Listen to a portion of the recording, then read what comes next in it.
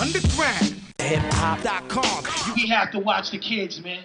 For real, cousins, nieces. Because some music ain't for them. Unfortunately, we know this is not for them. But it's always about the love. UndergroundHipHop.com. Van Stylez here with Raekwon. Just got off stage. What up, big homie? Blessed us. The crowd is loving it. No doubt. Also holding down the kids. I haven't heard this much talk about, looking out for the youth. I guess with the Wu-Tang for a minute. I mean, I guess because, right now, we get older, and as we get older, you start to look at life more serious and more responsible. Right now, it's about them because they are a sponge to everything that they see. We do have to acknowledge them more, and I think that you're right. As being a parent, as being a person, and somebody that really thinks that that's important, I have to speak on it, man, for real. It's interesting, though, that this is at the same time that you're coming out with Only Built for Cuban Linx 2, which is kind of taking it back to the crime saga, the cocaine street story that you started with on Only Built for Cuban Linx 1. Right. How do you even do that? How do you get your mind into that position not being there anymore? I mean, it's just balance, man. I could never forget my past, and for me to go back and reminisce on a movie side of my life, that's easy. It's like I'm gonna always be the author of my story. I'm not gonna never leave that. But I am going to keep moving forward and don't let that become me no more, as far as that character, you know what I mean? I'm a man now, man. Before I was younger, I didn't care about a lot of shit. I didn't care about felonies, whatever.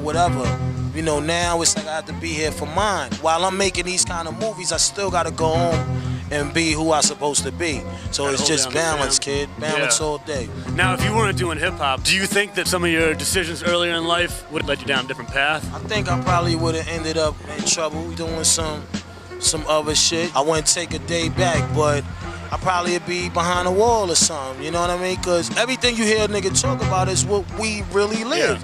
So if this didn't come save my life, I was headed for self-destruction, word to mother. Now, who are some of the mentors you had in your life when you were coming up? 3 people that really affected you outside of hip-hop. Islam, the Nation of Islam, had a lot to do with my life. It guided me in a way to understanding myself more. Now, are you a Muslim?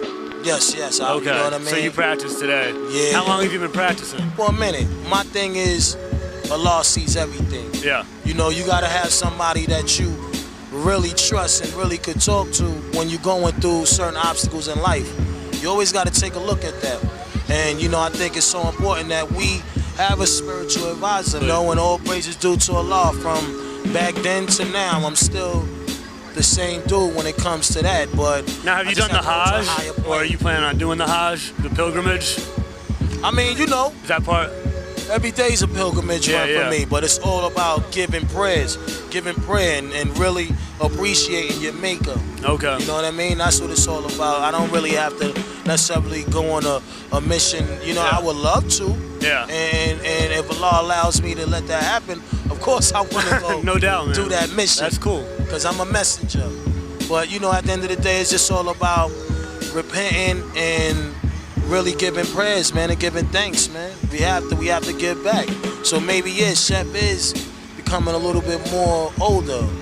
Now, when you were inducted into the Nation of Islam, how old were you? And did it coincide with your lifestyle back then? Because I get mixed stories on what your religion's really about. Right. Some of the stories being that because it's empowering yourself, like even the whole crime, drug saga, doing what you gotta do, still falls within that religion. It doesn't go outside of those bounds. Only because we drop jewels inside the music when we tell you these great stories of our lifestyle. See, one thing about the Nation of Islam, the father, he always wanted the ones that was the bad ones to try to make them better. So a lot of dudes that with lives is going down, he would pick up and basically give them the proper 12 jewels that they need to walk with. It's like a sense of having a father that's telling you to grow up, but apply these things to your life. And that's what I took it for. Is that it showed me who I was. It answered a lot of questions when if I didn't have nobody there, that gave me an answer, and it was logically making sense. So it definitely did, but at the same token, we know that we playing with 2 pieces of steel, positivity and negativity. That's always gonna be around us. But how do you go about dealing with it? That's what that taught me. Now, when you were growing up, was your father around? My father was the streets, man. Every nigga I ran with back then, we was raised by the streets. Streets was our fathers. Like 80% of my neighborhood all them niggas ain't had their fathers around. Wu-Tang Clan, I assume that's deeper than just hip hop. Yeah. When you guys all joined up, was it just like a crew, like these are your group of friends, and it became hip hop, or was it something that was put together more by the RZA? Nah, I think it was more or less that RZA already knew that we were them type of individuals that love hip hop anyway. Yeah. But being that he lived in the neighborhood, we knew he had a passion for it more than we did. So he knew we was MCs, but at the same token, everything just happened gradually because we wasn't really caring about making a record like that. You know, some kids, they dream about all their life. They got real with us when we was really trying to get away from the streets. On some, yo, it's hot out here, I'll do anything else but be in the street. When was the moment it became real for you? Like, this is the direction my life is taking, it's gonna be hip hop. I think it came real when, you know, when Protect Your Neck started blowing and people was talking about them 9 masked men, you know what I mean? that come from a borough, a forgotten borough, and they ripping. That's when the word started surfacing, and you know, as it went on more, it was getting more and more exciting, but it still was like something that just happened real quick. And you were younger then. I mean, did that completely turn your world upside down? Nah, when that jumped off, or did it take a little while? Nah, you know, I took it day by day, you know. Yo, I made that part of my agenda. All right, I'm gonna be outside selling crack for the next 3 hours, and I know that we can break out in 5 hours. Yeah. I'm gonna chill that day from slinging and be like, I can't wait to do that. Yeah. You know what I mean? That's how every day went until we actually realized that this is gonna take care of you right now. This is the money that's gonna feed you, and you can leave that alone right now. You know what I mean? So everything kind of happened day by day.